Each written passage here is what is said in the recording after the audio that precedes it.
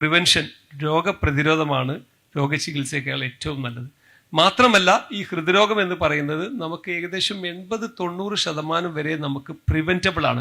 നേരത്തെ ഡോക്ടർ ഹരിലാൽ പറഞ്ഞതുപോലെ നമുക്ക് പാരമ്പര്യ സ്വത്ത് കിട്ടിയതുപോലെ കിട്ടിക്കഴിഞ്ഞാൽ അതിന് നമുക്കൊന്നും ചെയ്യാൻ പറ്റുകയില്ല.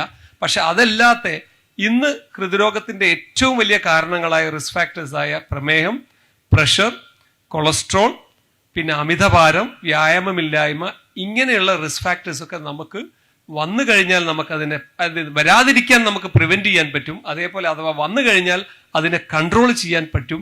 ഈ ഒരു മെസ്സേജാണ് ലോക ഹൃദയ ദിനത്ത് ഈ കാർഡിയോളജി കമ്മ്യൂണിറ്റിക്ക് ഞങ്ങൾക്ക് എല്ലാവർക്കും നിങ്ങളോട് പറയാനുള്ളത്. അല്ലാതെ ഈ രോഗം ഉണ്ടാകുക, അതിന്റെ ചികിത്സ എടുക്കുക എന്നുള്ളതല്ല. പണ്ടൊരാൾ പറഞ്ഞു, ഈ ലോക ഹൃദയ ദിനം ഇങ്ങനെ ആചരിച്ചു കഴിഞ്ഞാൽ ലോകത്ത് ഹൃദയരോഗികൾ ഇല്ലാതെ പോവില്ലേ ഡോക്ടറെ, നിങ്ങൾക്ക് ജോലി ഇല്ലാതെ പോവില്ലേ? അങ്ങനെയല്ല.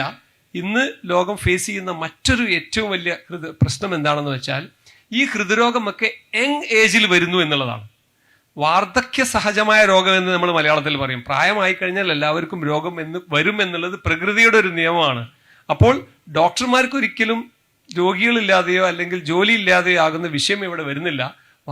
നേരെ മറിച്ച് ഞങ്ങൾക്ക് വിഷമം തോന്നുന്നത് എന്താണെന്ന് വെച്ചാൽ 30 വയസ്സിലും 35 വയസ്സിലും വളരെ പ്രൊഡക്റ്റീവായിട്ടുള്ള ഏജിൽ ഹാർട്ട് അറ്റാക്ക് വന്ന് പിന്നീട് ജോലിക്ക് പോകാൻ പറ്റാതെയായി, അതല്ലെങ്കിൽ പെട്ടെന്ന് മരണം സംഭവിച്ച്, കുഴഞ്ഞു വീണ് മരണം സംഭവിച്ച് അദ്ദേഹത്തെ ഡിപ്പെൻഡ് ചെയ്തിരിക്കുന്ന ആ കുടുംബത്തിന് താങ്ങും തണലുമില്ലാത്ത ഒരു സാമ്പത്തികമായിട്ടുള്ള ഒരു സോഷ്യോ എക്കണോമിക് ഇമ്പാക്റ്റ് ഇതിന്റെ പിന്നിലുണ്ട് എന്നുള്ള ഒരു മെസ്സേജ് കൂടി നമ്മൾ മനസ്സിലാക്കണം. അതാണ് ഈ അവയർനെസ് പ്രോഗ്രാമിന് ഞങ്ങൾ ഏറ്റവും കൂടുതൽ ഊന്നൽ നൽകുന്നത്.